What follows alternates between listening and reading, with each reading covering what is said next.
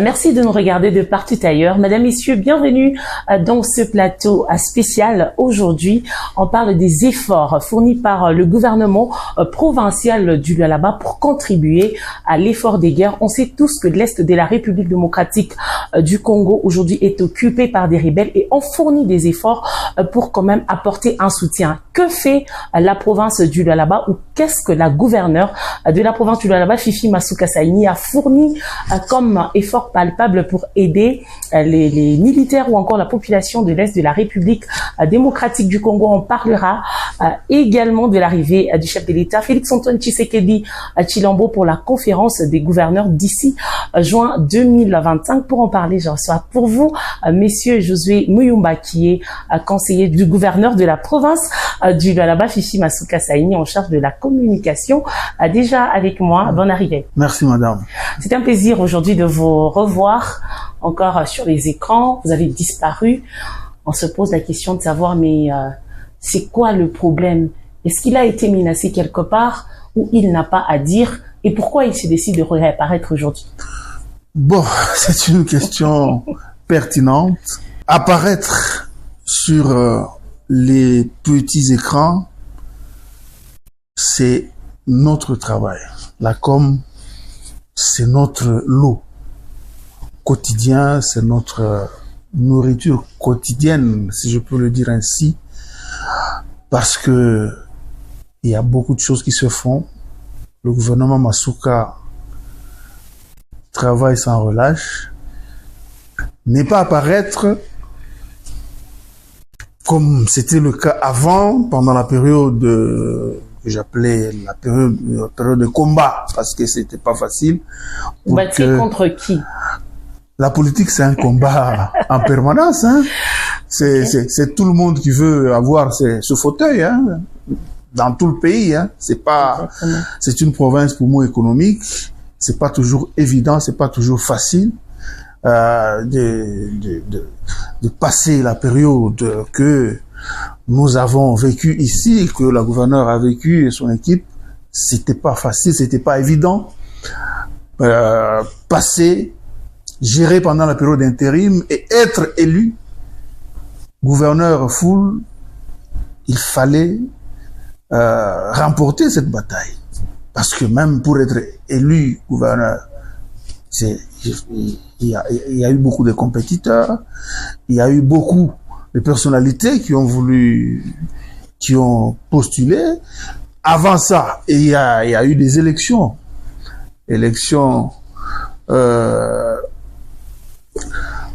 Pour être élu député national, député provincial, heureusement, grâce à son savoir-faire, grâce à son bilan, elle a remporté à tous les niveaux ces élections. Et je ne peux rien vous apprendre parce que vous êtes suffisamment branché, étant professionnel de médias.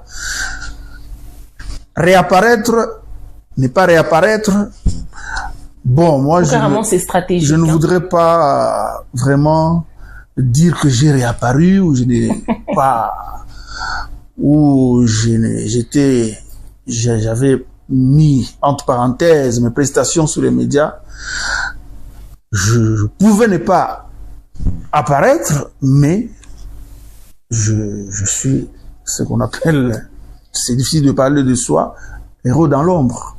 Donc il y a parfois des choses que nous faisons beaucoup plus dans l'ombre pour asseoir l'image de l'autorité provinciale dans les têtes de toute la population du Lualaba, de 5 territoires de la province du Lualaba. Il y a aussi un travail de fond qu'on s'est donné à faire pendant longtemps. C'est aussi stratégique. Mais apparemment, ce travail, c'est seulement ici, à Kolwezi. Mais le Lualaba, c'est pas seulement Kolwezi. Non, c'est ça que je dis. Le Lualaba, c'est pas seulement Kolwezi. Je dis, votre chaîne est sur satellite, c'est suivi à l'intérieur. Et on a aussi des partenariats avec beaucoup de médias de l'intérieur pour assurer la visibilité des travaux ou des activités immenses que le gouvernement provincial, le gouvernement Masuka, déploie au quotidien pour l'intérêt de la population, pour le bien de la population lualabaise. Vous avez parlé de la population de l'intérieur. C'est vrai, vous avez, je sais pas, de contrat avec toutes ces chaînes qui sont aussi à l'intérieur de la province du Lualaba. Mais qu'est-ce que cette population gagne? Parce que être là en train de regarder ce qui s'est fait ici, à Kolwezi, mais par exemple la deuxième ville du Lualaba, par exemple, je parle de Kassaji, il n'y a peut-être pas grand-chose. Qu'est-ce que cette population gagne en regardant ce que la gouverneure fait ici à Kolwezi? On a l'impression que vous concentrez plus sur Kolwezi que les autres villes de la province. Non, heureusement, vous dites, vous avez comme impression. C'est pas la réalité. C'est pas la réalité. Je vais vous amener dans les faits. Vous parlez de la deuxième ville de la province du Lualaba, Kassaji. Donc vous dites que beaucoup de choses, beaucoup d'actions concentrées uniquement à Kolwezi. C'est pas vrai. Je n'admets pas cela parce que au moment où je vous parle, la ville de Kassaji, au niveau de Kassaji, il y a beaucoup d'infrastructures qui sont déployées. Il y a la construction d'une école d'excellence, une école d'excellence du type Athénée Royal de Kolwezi. Les travaux sont quasiment terminés. Il y a une clinique. Donc, cette école est couplée aussi à une clinique moderne pour prendre en charge les soins de la population de cette partie du territoire de Dilolo. Au niveau de tous les territoires, il y a des travaux qui se font. Parce que je parle de l'éducation, il y a l'école d'excellence dont les travaux ont quasiment touché à leur fin. Cette école d'excellence, cette infrastructure, ce type d'école est construit dans tous les 5 territoires. Et les travaux avancent à pas des géants. Moi, je vous invite de temps en temps à descendre sur terrain. Là, vous allez vous rendre compte que Kolwezi, c'est pas le Lualaba. Descendre sur terrain n'est Il y pas a un problème. une autre école de ce type, l'école Kangé. Je sais pas si vous connaissez ce coin de la province du Lualaba. C'est une école en plein milieu rural. Si vous y arrivez, vous allez penser que vous êtes dans un pays européen, mais c'est un effort important que le gouvernement Masuka déploie pour que tous les 4 coins de la province du Lualaba, tous les 5 territoires soient affectés, soient impactés positivement par l'action gouvernementale. Bien sûr, vous parlez de Kolwezi. Kolwezi, c'est le miroir de la province. Bien sûr, le pourcentage du bénéfice des infrastructures au niveau de Kolwezi est plus ou moins supérieur par rapport à d'autres coins de la province. Mais on dit souvent, avant qu'un oiseau vole, il fait un pas. Donc, il fallait commencer quelque part. Il fallait commencer par la capitale provinciale et sans oublier, bien sûr, le reste de la province. Il y a beaucoup d'efforts infrastructurels déployés au niveau des 5 territoires. Je pense que si on doit s'attarder dessus, je pense que on va abuser de votre temps. La population de Kassaji, Dilolo, on va abuser de votre temps. Ça peut nous prendre plusieurs heures. La population de Kassaji ou encore Dilolo peut approuver ce que vous dites. Bien sûr, bien sûr. Bien sûr, la population nous suit. Nous parlons avec les faits. Je pense que, parce que nous sommes à la télévision, je peux vous proposer, parce que j'ai quand même amené quelques images d'archives, pour que la population voie, pour que vous voyez aussi, parce que j'aimerais vous inviter de temps en temps à faire aussi le terrain, à ne pas vous cloisonner dans les 4 murs de vos médias. Non, mais Monsieur José Mouyomba, faire le terrain n'est pas un problème. Aujourd'hui, si la population de Kassaji, Dilolo ou encore Sandoa, si ces personnes elles savent que ici à Kolwezi, il y a des actions, il y a des actes que la gouverneure pose, c'est parce que vous médiatisez, où la communication elle est forte. Mais parlons de ce que vous faites à l'intérieur de la province. Pourquoi c'est presque effacé en fait? On n'en parle pas régulièrement. Pourtant, vous vous dites que, bon, enfin, vous êtes là aussi pour promouvoir les actions de la gouverneure. Ça serait aussi à vous de le faire pour que l'on sente qu'il y a quelque chose ou encore des actions qui se font de l'autre côté. Bien sûr, on peut énumérer, je peux vous énumérer quelques-unes des réalisations que le gouvernement Masuka a déployé. On était souvent habitué autrefois avec le lancement des travaux et après oublié. Ce n'est plus le cas actuellement. Actuellement, nous avons une gouverneure qui parle peu, mais qui agit plus, qui fait d'ailleurs la fierté de vous, les femmes congolaises. On peut prendre par exemple non loin d'ici, bon, pas non loin, c'est à plus de 80 km d'ici, dans le territoire de Muchacha, il y a les ponts Loudi et Lufupa. Les travaux étaient lancés. Je pense que vous étiez, votre média était aussi parmi les médias qui ont couvert le lancement des travaux. Allez-y maintenant, les deux ponts de grande importance pour la population du Lualaba profond. Nous n'attendons que l'inauguration. Espérons que, selon le programme qui est tracé sur les activités que le chef de l'État va déployer à son arrivée, quand il sera ici, au mois de juin, ça sera du 10 au 13 juin prochain. Espérons que les deux ponts seront aussi au programme des inaugurations. Plus d'une fois, vous avez parlé, je n'apparaissais plus aux médias. Il fallait laisser le travail se faire parce qu'on a parlé de l'évolution des travaux. Je suis revenu pour annoncer la fin maintenant de beaucoup de travaux à Kolosi comme à l'intérieur de la province. Nous pouvons, je venais de parler des ponts Loudi et Lufupa. La population de ce coin, il y a une partie qui s'est considérée presque, qui ne se considérait plus comme faisant partie intégrante, si je peux me répéter ainsi, du Lualaba, à cause de la destruction de ces ponts. Ça, c'était à l'époque de la guerre, de différentes guerres, 80 jours, 6 jours, ces ponts qui étaient détruits. C'était lors de l'avancée des rebelles qui provenaient de l'Angola. Et depuis lors, la population sur les rivières Loudi, Lufupa a souffert, surtout pendant la saison de pluie, souvent quand il y a les débordements des eaux, vous allez vous rendre compte que la population a sérieusement souffert. Et maintenant, avec la fin de construction de ces grands ouvrages, la population peut renouer avec la province du Lualaba et circuler normalement, faire passer les marchandises pour ceux qui font le petit commerce.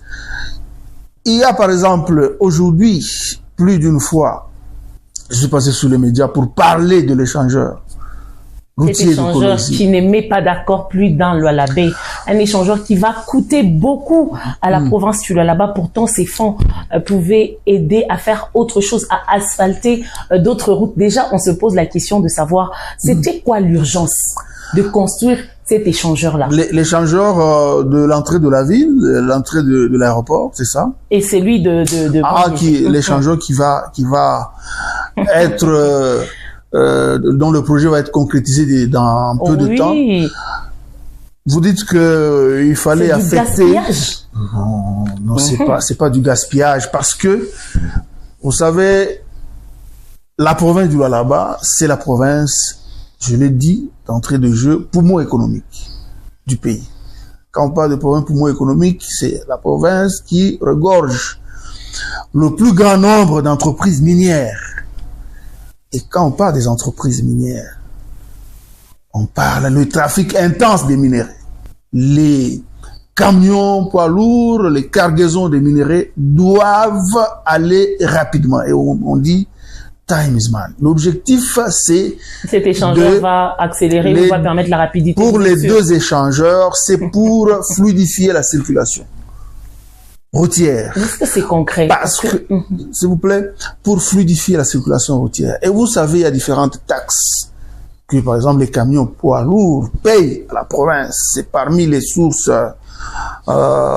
importantes des revenus pour cette province. Je peux vous donner un exemple pratique.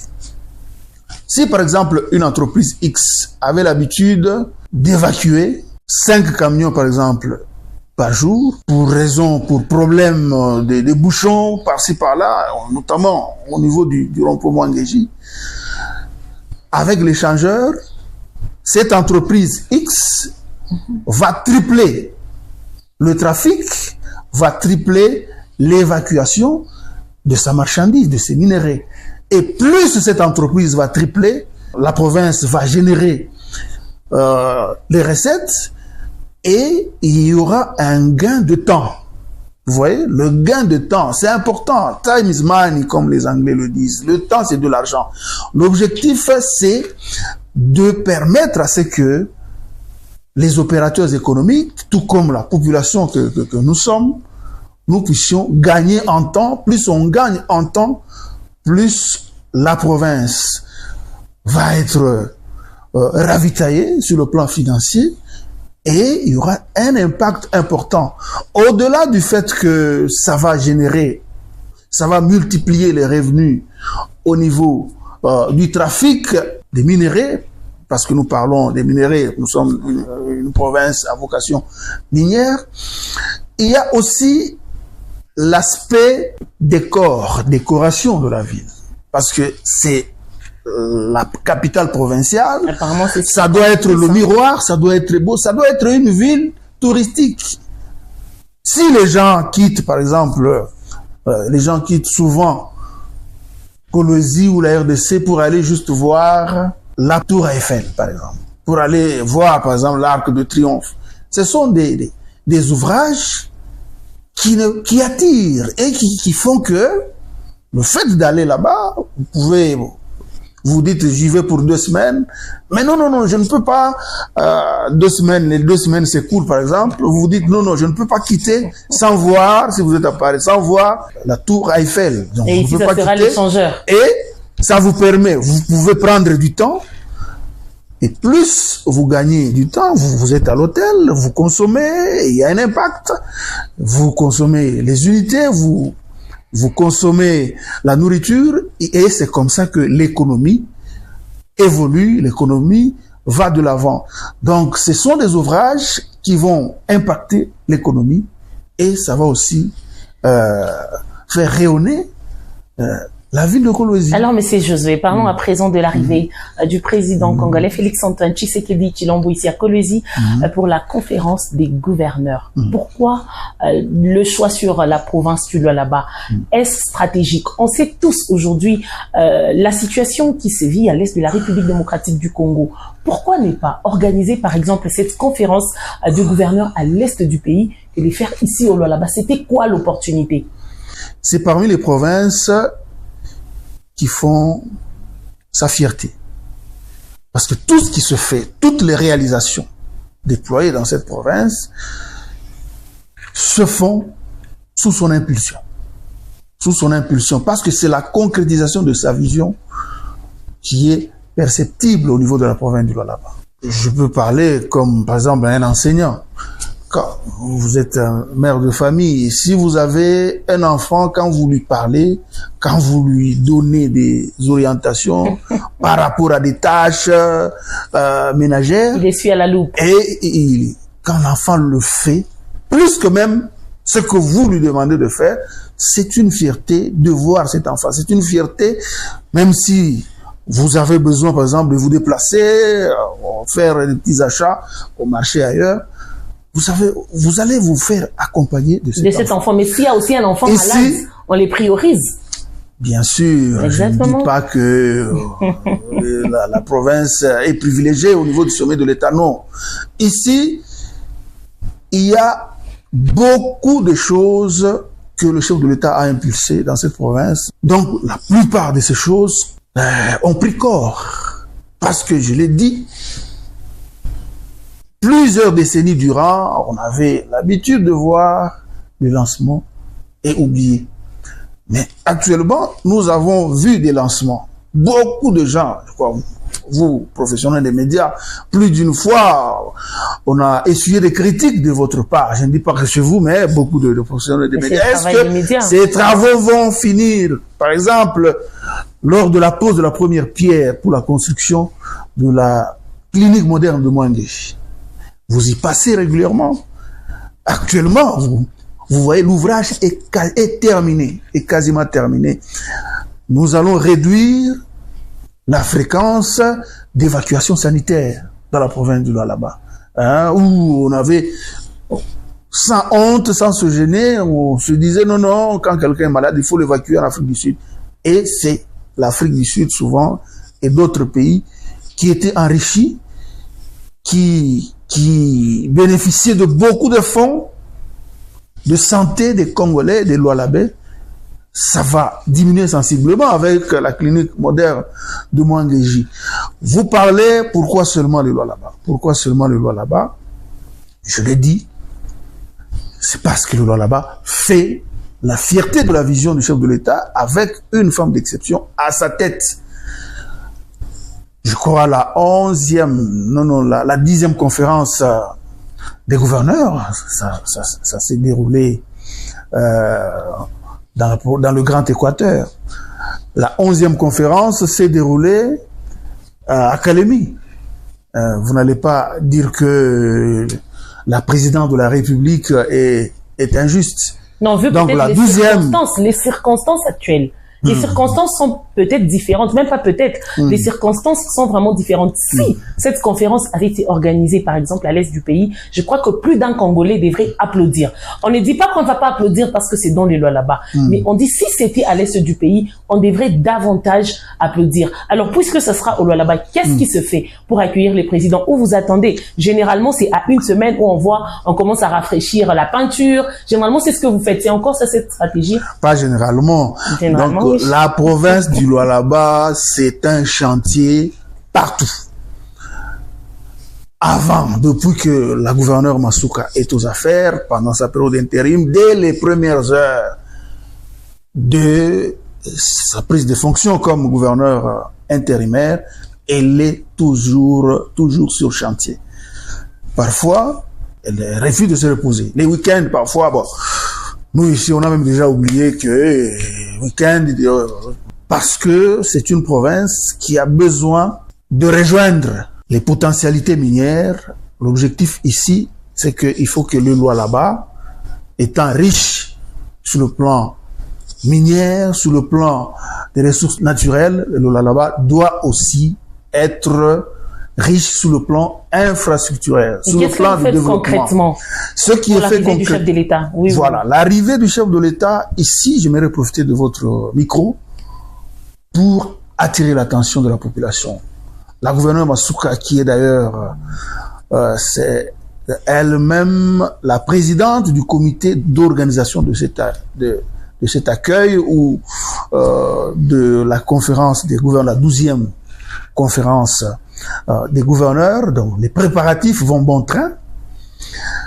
La population est invitée à réserver un accueil chaleureux au chef de l'État. Parce que vous êtes, je pense que nous sommes au Katanga, vous êtes katangaise comme moi, je pense que plus d'une fois, il y a certains leaders, pour raison de positionnement, se disaient non, en tout cas, il faut seulement qu'il y ait un Katanga à la tête du pays. Il n'y a plus de Katanga à la tête du pays. Il y a un notable du Grand Kassai à la tête du pays. Et vous le voyez comment il se préoccupe pour que le Lualaba se développe. Il pouvait se dire, bon, comme ce n'est pas chez moi, bon, envoyer seulement l'argent et tout ça, renflouer seulement les caisses de l'État pour qu'il construise dans son fief, dans l'espace Grand Kassai.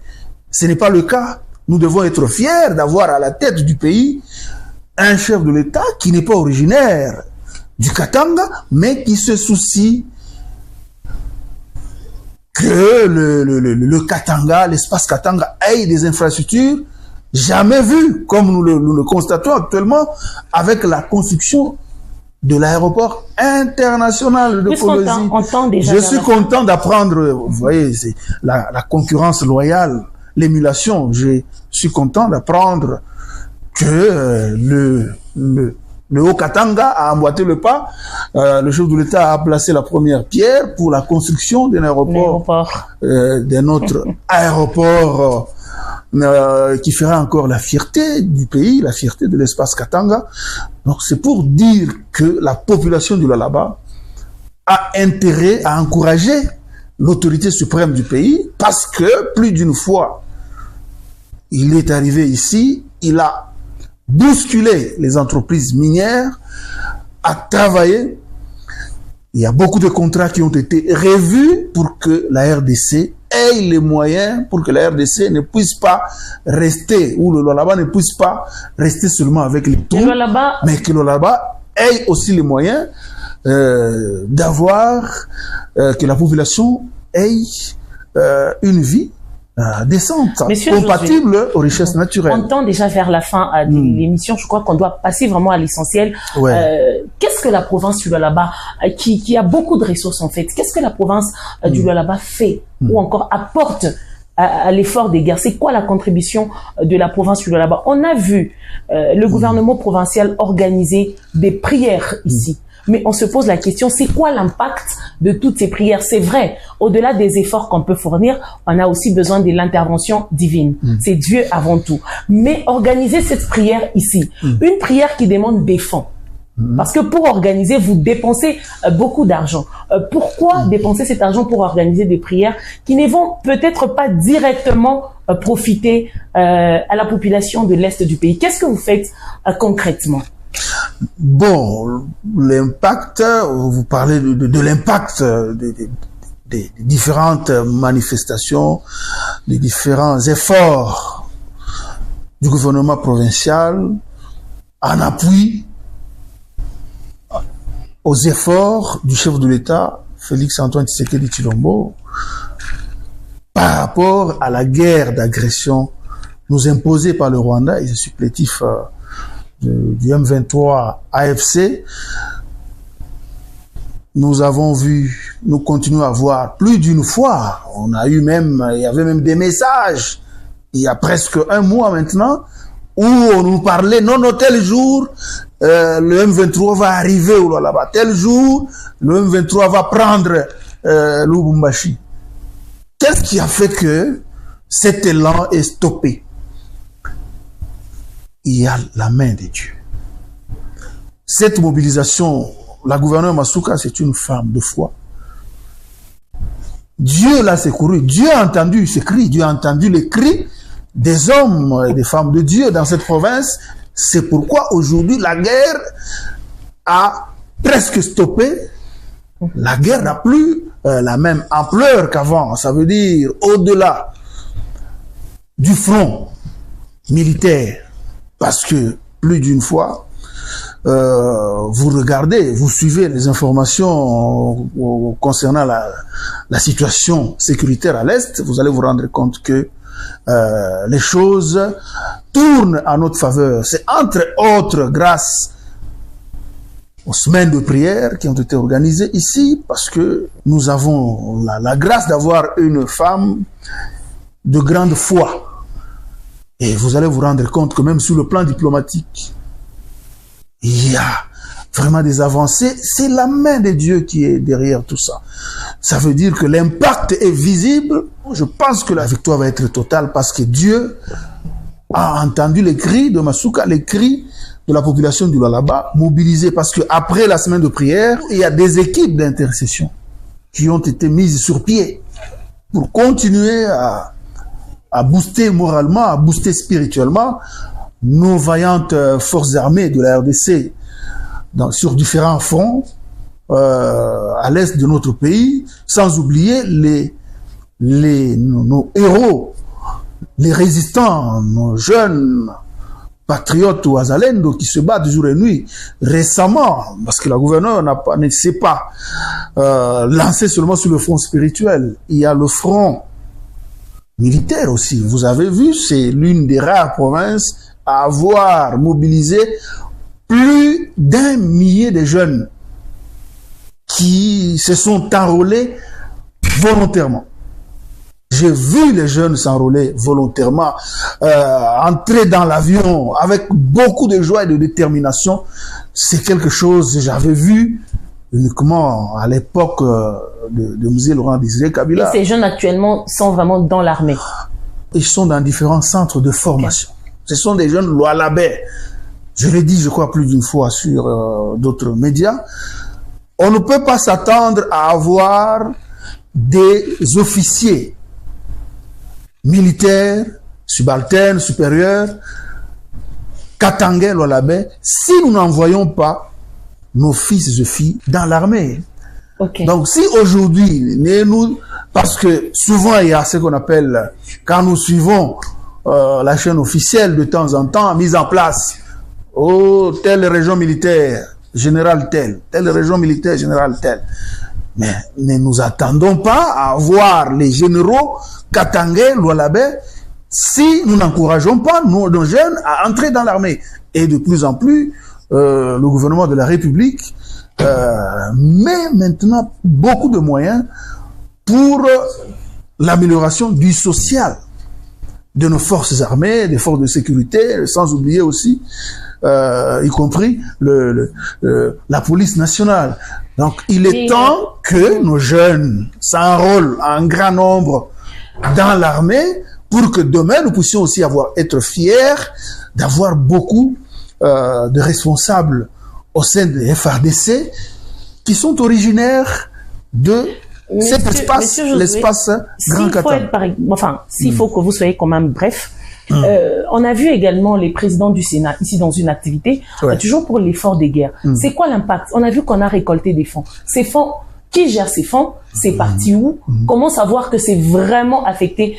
On a envoyé ça à l'est du pays. Et puis, on voit une activité où on collecte les fonds, mais quand les gens viennent, les personnes qui viennent participer, on leur donne le transport. Du coup, on n'arrive pas à comprendre. Collecte de fonds, on donne le transport. Oui.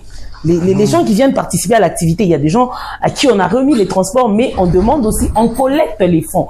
On n'arrive pas à comprendre ce qui se passe exactement. Est-ce une façon d'attirer la sympathie du pouvoir pour dire qu'au moins le Lualaba a fait quelque chose? Ça a quel impact? Parce qu'on ne sait pas retracer cet argent ou ces fonds. Non, c'est pas que on ne sait pas retracer. Donc, je pense, vous connaissez très bien l'efficacité, le sérieux qui caractérise la gouverneure Masuka. Nous avons cette grâce d'avoir une femme qui est rationnelle dans la gestion des fonds. La mobilisation, il y a différents comptes qui ont été ouverts. Ça se fait dans la transparence. Ici, si vous voulez mener des enquêtes, allez dans différentes banques. En tout cas, l'argent, la mobilisation des fonds, c'est bien déroulé, ça continue à se dérouler. Ceux qui ont besoin de contribuer peuvent le faire encore, parce que si vous regardez aujourd'hui les conditions sociales de nos forces armées, pas plus tard qu'hier, j'étais avec l'un de mes collaborateurs, Pascal Mbala, récemment, au niveau d'un péage ici à côté. Vous arrivez, un policier lui-même vous dit, en tout cas, même si on a doublé notre salaire, est-ce que vous ne pouvez pas aussi nous encourager? J'ai dit, voilà, c'était une bonne information. Ça veut dire que les efforts sont déployés. Les efforts, je l'ai dit que cette province, c'est la province poumon économique. Ça veut dire que c'est la province qui génère le plus de fonds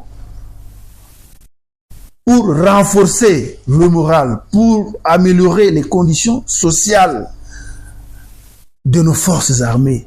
Donc, il n'y a pas de crainte par rapport à la mobilisation des fonds. Il n'y a pas de crainte. Les banques sont connues. L'argent est bien canalisé pour que ça arrive à acquis de droit. Donc, sur ce point, je pense que je vous invite à garder votre mal en patience. Merci, Monsieur Josué. Je crois qu'on est déjà au bout de notre timing. Il y a beaucoup à dire, mais on reviendra peut-être prochainement avec d'autres éléments et d'autres détails. Merci d'avoir répondu à l'invitation. Merci, madame, de nous avoir accordé, de nous avoir donné cette opportunité de pouvoir nous adresser aux milliers de nos compatriotes, aux milliers de Lualaba qui nous suivent en ce moment et qui sont contents de la manière dont le gouvernement provincial, le gouvernement Masuka, gère, la manière dont ce gouvernement mobilise les recettes, construit dans tous les 5 territoires. Merci une fois de plus. Merci également à vous, Madame, Messieurs, d'avoir regardé cette émission. On se retrouve très prochainement. Prenez très bien soin de vous. Au revoir.